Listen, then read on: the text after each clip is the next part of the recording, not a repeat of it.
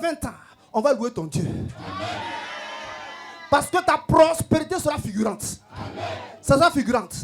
Sera figurante. Je dis ta prospérité sera figurante. Ça sera plus monter, descendre. Alléluia. Regarde, on reconnaît une personne qui a une prospérité figurante lorsque cette personne achète les choses des dernières générations. C'est ça. On a commencé ensemble à travailler. On s'est débrouillé pour quoi? Pour acheter une voiture ensemble. En ce moment, le niveau de prospérité n'était pas très très fort.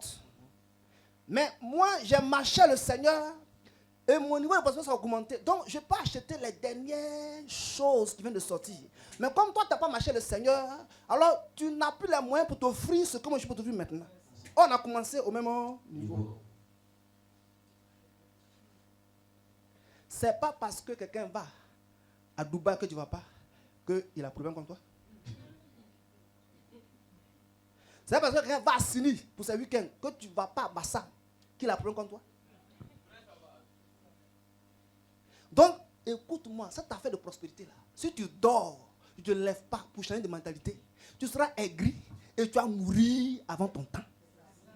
Et puis c'est l'enfer qui va t'accueillir. Donc l'argent que d'autres n'arrivent pas à voir, les a pervertis, à faire de des sorciers, des sorcières. C'est ça même. Aujourd'hui, beaucoup ont contacté la sorcellerie parce qu'ils n'ont pas l'argent. C'est pourquoi ceux qui ont peu se cachent pour vivre. Parce que ceux qui n'ont pas, amen, sont zagués pour les anéantir. Mais toi, je sécurise ta vie au nom de Jésus. Alléluia. Amen. Alléluia. Amen. Alléluia. Amen. Psaume 103, verset 19, oui. Psaume 103, verset 19. L'Éternel a établi son trône dans les cieux et son règne domine sur toute la terre. On dit, l'Éternel a établi son trône dans les cieux et son règne domine sur toutes choses. Son règne domine sur toutes choses. Son règne domine toutes choses. Écoute-moi ce soir. L'argent ne résout pas tout, mais ça fait beaucoup. Papa. L'argent ne résout pas tout, mais ça fait quoi? Ça fait beaucoup. Donc la question à se poser, pourquoi l'argent ne résout pas tout? C'est parce qu'il y a une mentalité derrière l'argent. Si tu ne connais pas cette mentalité-là, alors tu vas croire que l'argent résout tout. Et c'est à ce niveau-là que tu pèches contre Dieu et l'argent devient ton idole. Donc Dieu te montre que tu as besoin de l'argent qu'il a créé pour dominer. Mais il faut savoir la mentalité que tu dois développer liée à cela. Sinon tu risques de quoi? De l'enlever et donner la place à l'argent. J'ai quelqu'un? Amen. Regarde. Dieu a utilisé ton père pour t'élever. Qui t'a élevé? Dieu a utilisé ton père pour t'élever. Qui t'a élevé? Répondez-moi. Dieu a utilisé ton père pour t'élever. Qui t'a élevé? Dieu. Maintenant, après Dieu, c'est qui? Mon père. Ok. Maintenant, parce que tu es devenu puissant. Amen. Donc, tu es plus grand que ton père? Non. Parce que maintenant, tu as plus de moyens que ton père. Tu es plus grand que ton père? Non. C'est pourquoi l'argent ne reçoit pas quoi? Tout.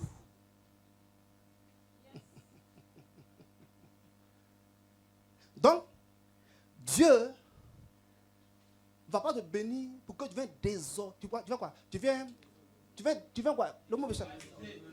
Tu viens désorganiser son organisation. Si parce qu'il t'a béni financièrement, tu dois t'impoli, Dieu n'est pas dedans. Donc, il y a une mentalité derrière l'argent. Il y a des personnes, quand ils n'ont pas l'argent, tu vois une certaine humilité. Mais dès qu'ils ont l'argent, tu vois le vrai caractère.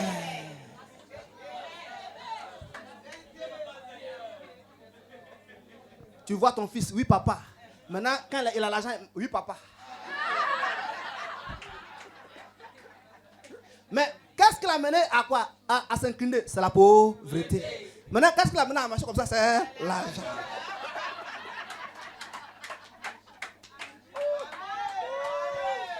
Alléluia. Amen. Donc, on ne sait pas qu'est-ce qui s'est passé. Dis mentalité. Mentalité. Mentalité.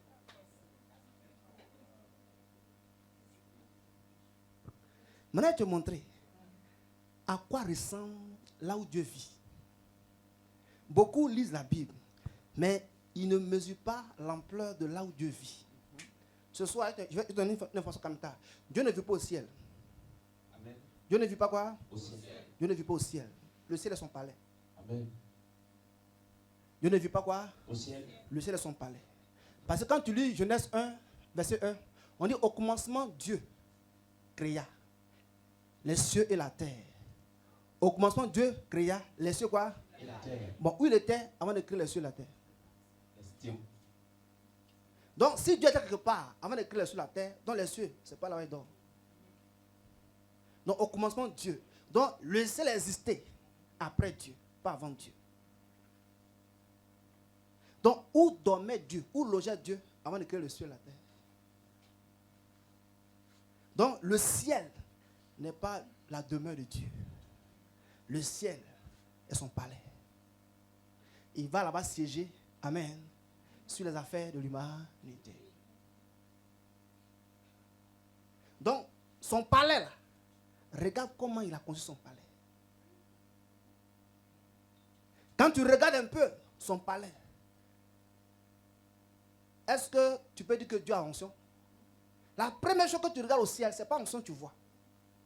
L'onction ne se voit pas au ciel. La première chose au ciel, on voit, amen, la richesse. Amen. La richesse t'accueille au ciel. Dieu te dit, mon fils, ma fille, voici ta demeure. J'ai créé les cieux pour que toi, tu viennes vivre. Donc, les cieux en réalité ont été créés pour les esprits. Donc, si on dit, quand tu as fini sur la terre, tu as au ciel, le ciel, hein, c'est un endroit où il n'y a pas de pauvreté. La richesse t'attend là-bas. Donc, quand Dieu veut révéler là où il travaille, les premières images qui montent, c'est quoi? C'est sa richesse. Et quand Dieu a formé l'homme, la première chose qu'il a donnée comme cadeau à l'homme, c'est un jardin d'Éden. Donc, il a reproduit le ciel sur terre. Donc, aujourd'hui, il est quoi? Il est réel de vivre le ciel sur terre. Amen. Donc, tu pèses sur la terre des hommes. Et puis, tu vis le ciel sur terre, comme si tu étais au ciel. C'est réel, c'est réel. Prêche, Père. Mais seulement tu ne connais pas les secrets pour vivre le ciel sur terre. C'est quoi tu penses que c'est un mythe ou bien c'est une fiction. C'est une réalité. Donc ce soir, je vais parcourir vite, rapidement. Écoute-moi bien. Le ciel s'appelle la ville sainte. On dit dans cette ville-là, il n'y a pas de deuil, il n'y a pas de cri, il n'y a pas de douleur. Parce que tout le monde est riche. Dans cette ville-là, il n'y a pas de deuil, il n'y a pas de cri, il n'y a pas de douleur. Tu n'as pas envoyé ton enfant à l'hôpital là-bas, ça n'existe pas. Là-bas, on ne meurt pas. Là-bas, il n'y a pas de trahison. Tout est parfait dans ce coin. Dans ce coin. Donc, si tout est parfait dans cette ville, si tu veux vivre le ciel sur terre, en d'autres mots, tu ne dois pas avoir l'argent et être corrompu. L'argent ne doit pas te rendre imparfait. L'argent doit te rendre parfait. Donc, si tu as l'argent que tu es imparfait ou bien tu es corrompu, c'est que tu n'es pas du ciel. Amen. Donc, on reconnaît un homme qui est prospère lorsque cette personne a les vertus du ciel. Mais aujourd'hui, on a beaucoup d'hommes prospères sans vertu. Donc, comment on peut appeler la prospérité? Tout à l'heure, tu vas comprendre. Amen. On dit cette ville a 12 portes avec 12 anges. Cette ville a 12 portes avec 12 anges. Et cette ville sainte est auprès de Dieu avec la gloire de Dieu. Cette ville sainte est auprès de Dieu. Auprès quoi? De Dieu. Avec la gloire de Dieu. Il t'a dit que Dieu n'est pas au ciel. Donc on dit cette ville sainte est auprès de Dieu avec la gloire de Dieu. Or la gloire de Dieu est une autre définition de la prospérité. La gloire de Dieu est une autre définition de quoi? La prospérité. On dit l'éclat de la ville est semblable à celui d'une pierre précieuse appelée jaspe. Appelée quoi? Jaspe. On dit c'est transparent comme du cristal. On dit la ville a la forme carrée et sa longueur est égale à sa largeur. La longueur, la largeur, la hauteur sont égales. La muraille de la ville sainte est construite en jaspe, pierre précieuse, transparent comme du cristal. Amen. Donc si tu vois même quelqu'un qui est rempli de pierres précieuses, pourquoi tu es jaloux? Tu ne peux pas être jaloux.